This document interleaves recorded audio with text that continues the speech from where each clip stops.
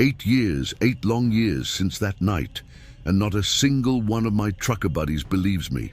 Hell, I wouldn't believe me either if someone told me this story.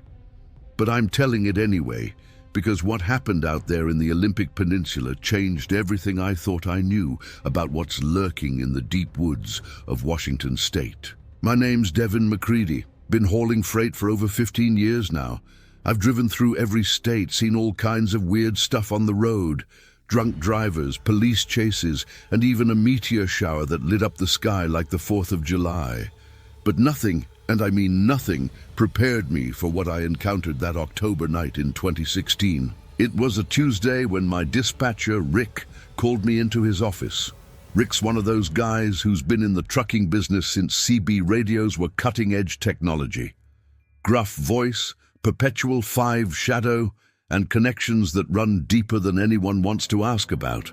Rick had a special run for me, off the books. I'd done off the books runs before. Usually it's just avoiding certain way stations or taking routes that bypass particular checkpoints where the dude gets a little too curious about manifests. Nothing majorly illegal, just creative paperwork. This job was different. Old-growth timber from the Ho River area in the Olympic Peninsula. Protected land, harvesting old-growth timber. It wasn't just illegal, it was federal crime territory. The drive started normally enough. I-5 south to Olympia, then west on Highway 101 toward the coast.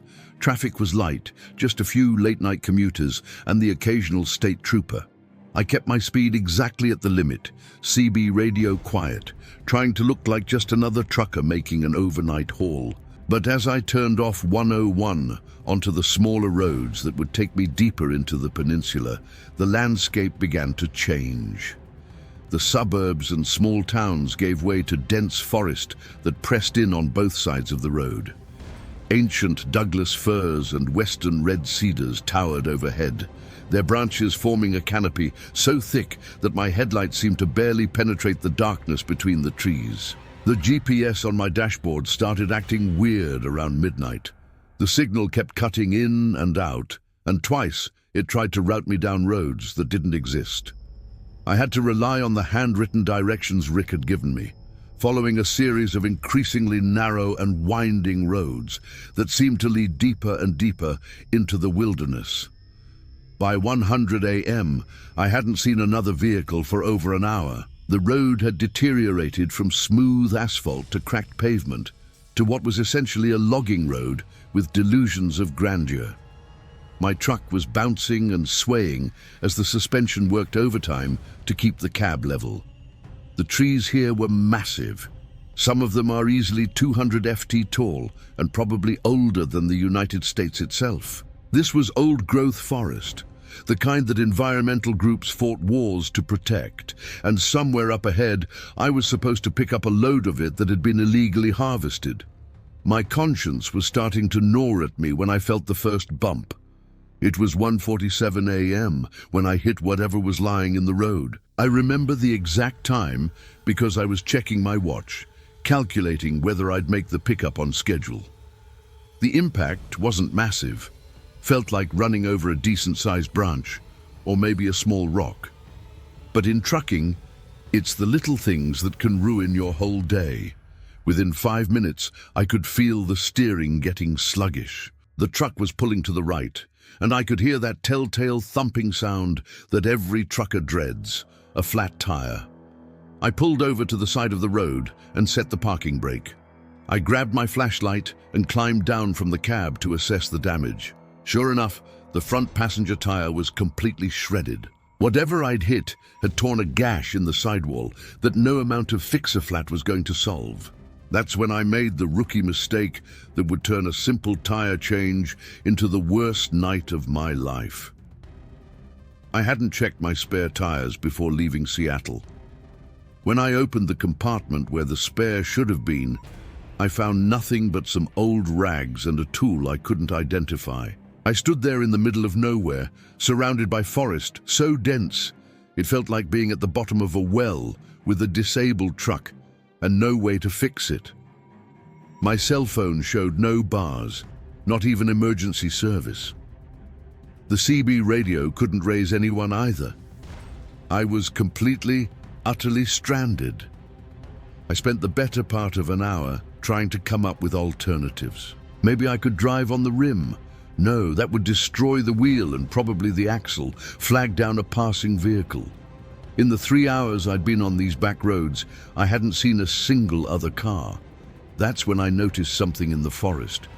Deep in the trees, maybe 4 miles off the road, I caught a glimpse of what looked like a structure. Just the edge of a roof visible through the canopy, but it was clearly man-made. A house or maybe a cabin. People meant tools, maybe even a spare tire, or at least a phone that worked. I grabbed my flashlight and started making my way through the underbrush. The forest was thick, full of fallen logs and tangles of ferns that caught at my boots. But the promise of help kept me moving forward. It took me 20 minutes to reach what I'd spotted, and what I found wasn't what I expected. There were 3 buildings arranged in a rough semicircle around a central clearing. They looked like old logging cabins, the kind built back when timber companies established temporary camps deep in the forest. But these hadn't been temporary. They were substantial structures built to last. What was immediately obvious was that they were completely abandoned.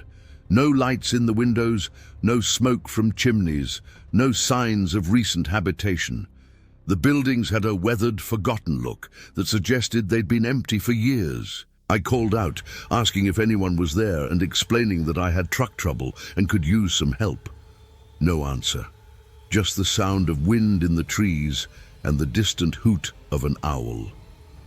I approached the largest cabin, my boots crunching on the fallen leaves that carpeted the clearing. The front door was standing ajar, creaking slightly in the breeze. When I shone my flashlight inside, I could see the interior was sparse but functional. A stone fireplace, some rough-hewed furniture, and shelves that had once been lined with supplies. I called out again, stepping inside and apologizing for the intrusion while explaining my situation. Still no response. My flashlight beam revealed that while the cabin was abandoned, it hadn't been empty for as long as I'd initially thought. There were signs of relatively recent occupation, canned goods on the shelves, tools scattered about, and furniture that wasn't completely covered in dust. I started looking around for anything that might help. Tools, a phone, maybe even a tire that might fit my truck. The cabin was bigger than it looked from the outside, with several rooms connected by narrow hallways. In what appeared to be a workshop, I found an impressive collection of hand tools, some spare parts for machinery I couldn't identify, and several items that made me increasingly uncomfortable about who might live here. There were chains, heavy ones with locks, animal traps of various sizes, including some that looked big enough to catch something much larger than a deer. And mounted on the walls were photographs, dozens of them, showing the forest from various angles, with dates written on the back, going back several years. But it was the most recent photos that made my blood run cold. They showed footprints, massive footprints, easily twice the size of my own boot, pressed deep into the mud near a stream. The photos were dated just 3 days ago. I was studying the photographs when I heard the first sound. It started as a low rumble, almost below the range of human hearing. I felt it more than heard it, a vibration that seemed to come up through the floorboards and into my bones. At first, I thought it might be a truck passing on the distant road, but it was too rhythmic, too organic. Then came the crack of breaking branches somewhere outside and moving closer. I turned off my flashlight and moved to the window, peering out into the darkness. The clearing that had seemed empty and peaceful now felt threatening, full of shadows that might be hiding anything. The rumbling sound came again, closer this time, and I realized what it was. Footsteps. Heavy, deliberate footsteps, but not human. Whatever was making them was big, bigger than any animal I knew of that lived in these forests. I backed away from the window, my heart starting to pound. This was probably just a bear, I told myself. Black bears were common in the Olympics, and they could get pretty large. The footprints in the photos were probably just bear tracks that look bigger in the mud, but bears don't sound like that when they walk. And bears don't typically approach buildings where humans have been living. The footsteps circled the cabin, slow and methodical. Through the thin walls, I could hear whatever it was breathing. Deep, measured breaths that sounded disturbingly human-like. At one point, it paused directly outside the window where I'd been looking, and I heard a new sound, sniffing like a bloodhound tracking a scent, but much deeper and more resonant. I held my breath, trying to make myself as small and quiet as possible. After what felt like an eternity, the footsteps moved away, heading toward the other buildings in the clearing. That's when I should have run. Should have bolted for the door and sprinted back toward my truck, flat tire or no flat tire. But curiosity and disbelief kept me frozen in place. I had to see what was out there. Moving as quietly as I could, I crept back to the window and peered out. The clearing was bathed in moonlight, and what I saw there will haunt me for the rest of my life. It stood nearly 9 feet tall, covered in dark hair that seemed to absorb the moonlight rather than reflect it. The body was massively built, not fat, but powerfully muscled like a heavyweight boxer, scaled up to impossible proportions. The arms hung nearly to its knees, ending in hands that looked capable of crushing a man's skull without effort. But it was the face that nearly made me pass out from shock. It wasn't quite human and wasn't quite ape. The features were heavy and primitive, with a pronounced brow ridge and a jaw that projected forward like a muzzle. But the eyes, God, the eyes were intelligent, alert. They swept the clearing methodically, taking in every detail. This wasn't some bear or elk or any other animal I could rationalize away. This was a Sasquatch. A real, living, breathing Bigfoot, standing not 50 feet from where I was hiding. It moved with purpose, heading toward the second cabin. I watched as it approached the building and began examining it, running those massive hands along the walls like it was searching for something. When it reached the door, it stopped and tilted its head, listening. Then it looked directly at the cabin where I was hiding. Our eyes met through the window, and I felt something primal and terrifying pass between us. Recognition. It knew I was there, had probably known since it first approached the clearing. Those intelligent eyes studied me for a long moment, and I had the distinct impression that it was deciding what to do about me. The decision was apparently to investigate further. The creature began walking toward my cabin with purposeful strides, and I knew I had seconds before it reached the door. The back of the cabin opened onto the forest, and I made a split-second decision that probably saved my life. I ran.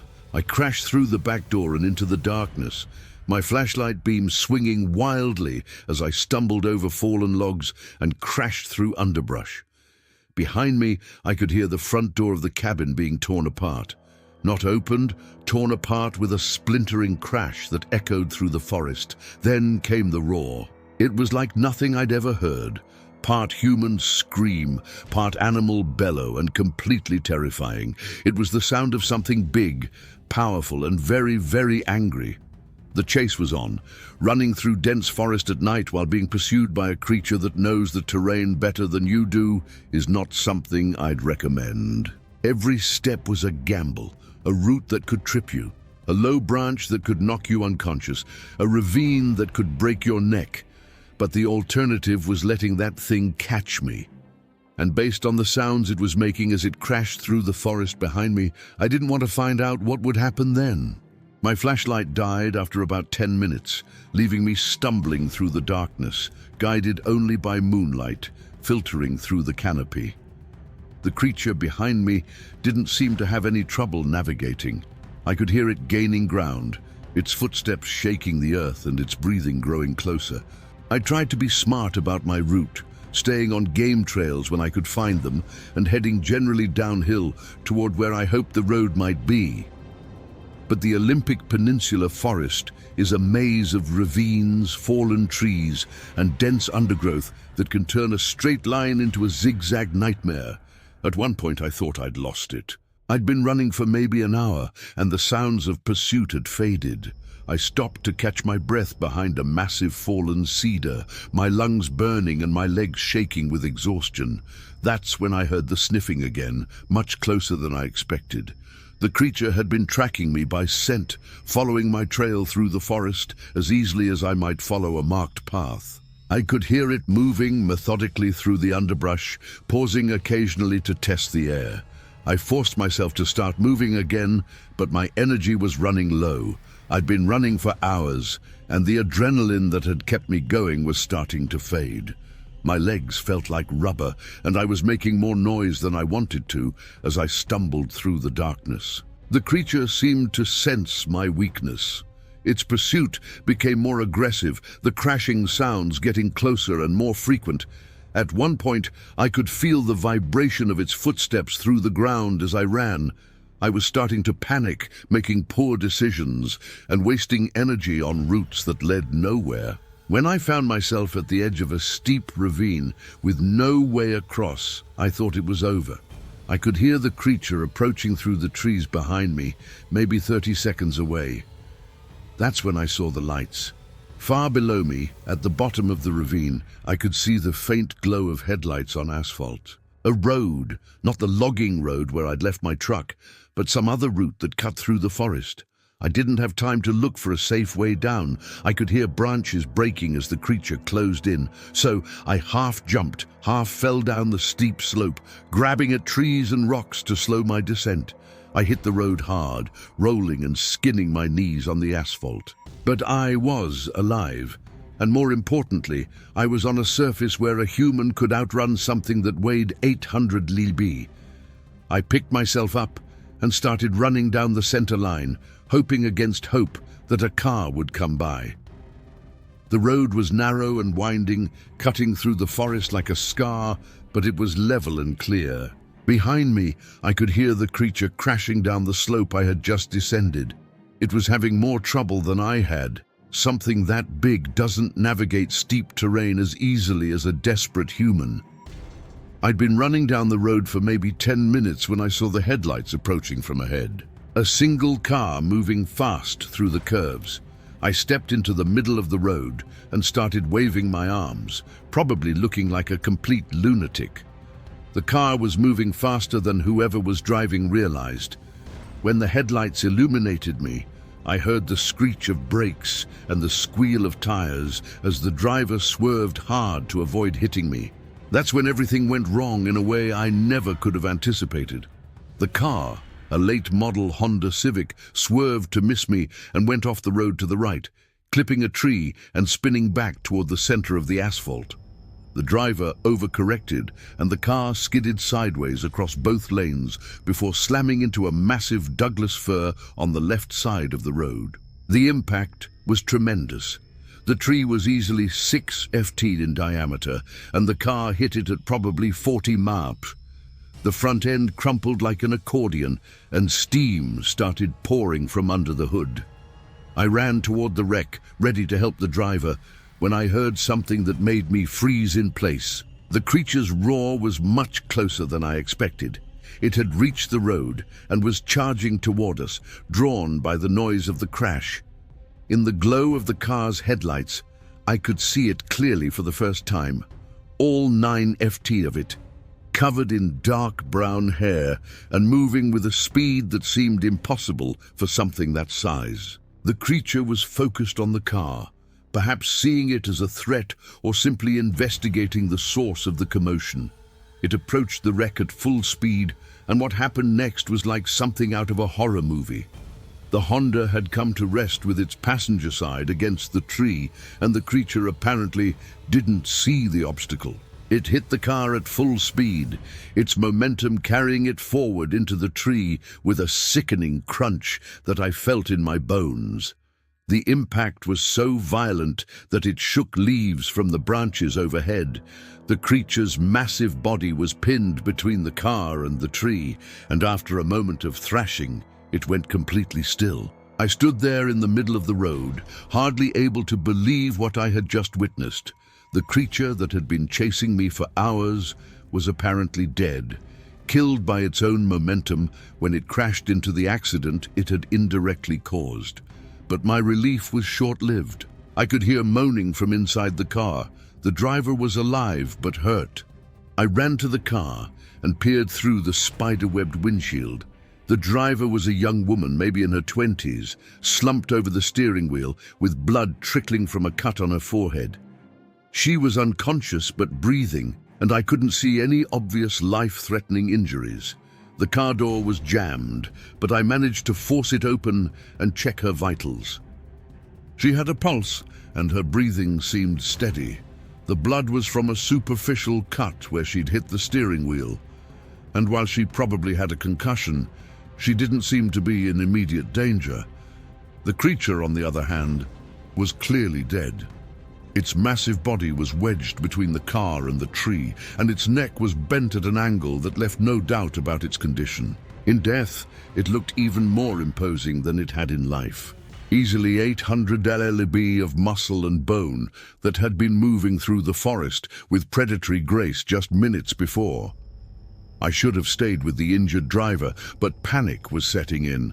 I needed help, medical assistance for the woman, and frankly, I had no idea how to explain what had just happened.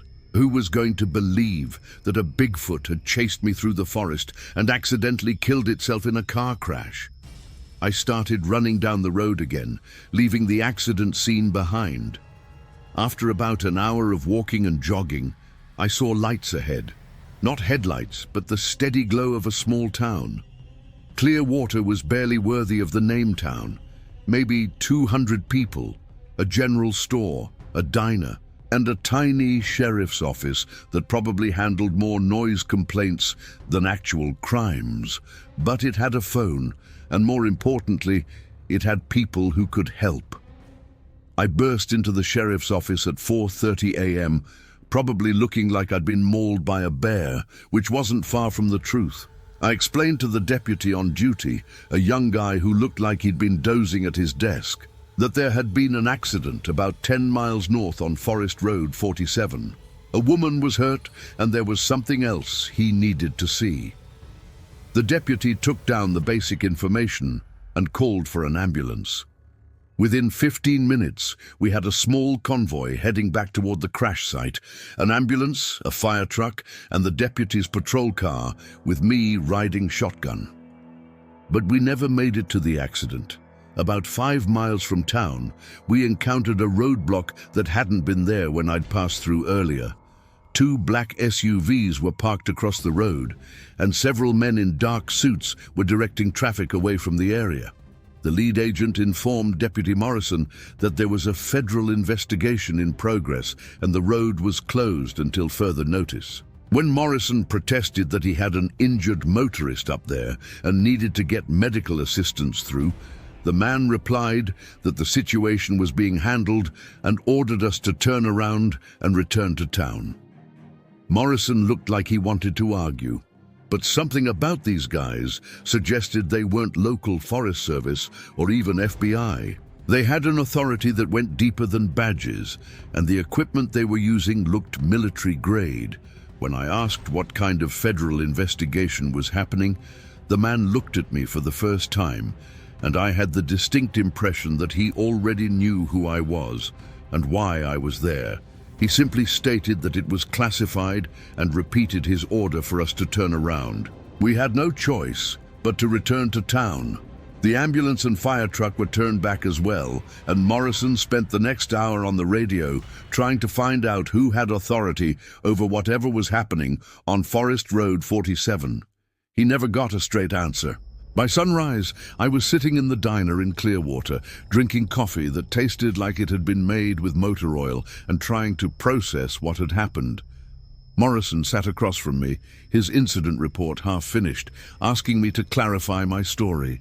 I'd been trying to figure out how to answer his questions for hours. The truth sounded insane, but I couldn't think of a lie that would explain everything that had happened. I told him I thought it was a bear. A really big bear that got aggressive when I disturbed its territory. Morrison nodded like that made sense, which it sort of did if you ignored the details. When he asked about the bear being hit by a car that crashed into a tree, I confirmed that was roughly what happened. Morrison finished writing his report, but I could tell he wasn't entirely satisfied with my story. There were too many gaps, too many details that didn't quite add up. He mentioned that the federal agents would probably want to talk to me since whatever they were investigating up there might be related to my accident, but the federal agents never came to talk to me. In fact, as the morning wore on, it became clear that they had no interest in my story at all. A tow truck was allowed through the roadblock to retrieve my disabled truck. Apparently, my flat tire had been repaired, and the truck was moved to a service station in Forks. By noon, I was back on the road heading toward Tacoma, with no cargo and a story I couldn't tell anyone. I never did deliver that load of illegal timber. When I called Rick to explain what had happened, he was surprisingly unconcerned about the loss of the cargo. He simply said that sometimes jobs go sideways, and there was nothing I could have done about it. But when I pressed him for details about who had arranged the shipment and where the timber had come from, he became evasive. He advised me not to ask too many questions about that particular job, mentioning that some clients prefer to keep things quiet. I started to suspect that the whole timber operation had been a setup, that someone had wanted me in those woods at that particular time for reasons I couldn't understand. But why and who? I tried to research the area where everything had happened, looking for information about the abandoned cabins and the logging operations that might have operated there. What I found was frustrating. The land had been owned by a series of shell companies and government entities, with ownership changing hands frequently over the past several decades. The cabins themselves didn't appear on any official maps or property records. As far as the government was concerned, they didn't exist. The incident with the injured driver also disappeared from official records. When I called the State Patrol to check on her condition, they had no record of any accident on Forest Road 47 that night. According to them, nothing had happened, but I knew what I'd seen. The woman had been real, the crash had been real, and the creature, God help me, had been real too. 8 years later, I'm still driving a truck, still hauling legitimate cargo on routes that keep me far away from the Olympic Peninsula. I've told this story to a few people, close friends, family members, other truckers who've shared their own strange experiences from the road. Nobody believes me. They listen politely, nod in the right places, and then change the subject. A few have suggested I might have hallucinated the whole thing. Too much stress, too little sleep, maybe some kind of gas leak in the cab that affected my perception. But I know what I experienced that night. I know what chased me through those woods, and I know what died in that crash. I also know that some very powerful people went to a lot of trouble to make sure the incident never became public knowledge. The question that keeps me awake at night isn't whether Sasquatch exists. I know it does. The question is why the government is so determined to keep it secret, and how many other people have had encounters that have been covered up or discredited. I've done some research over the years, looking into other Bigfoot sightings in the Pacific Northwest. What I found is a pattern.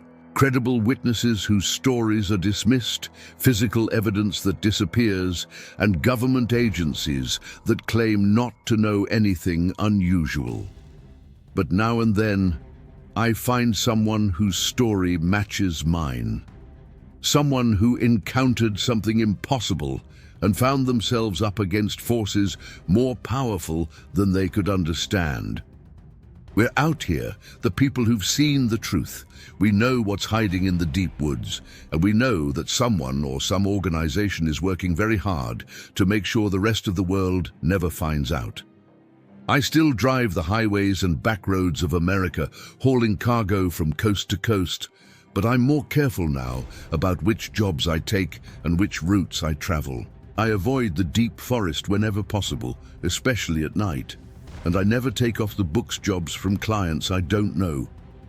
Sometimes when I'm driving through remote areas, I'll catch a glimpse of something moving in the trees, just a shadow, just a suggestion of something large and bipedal.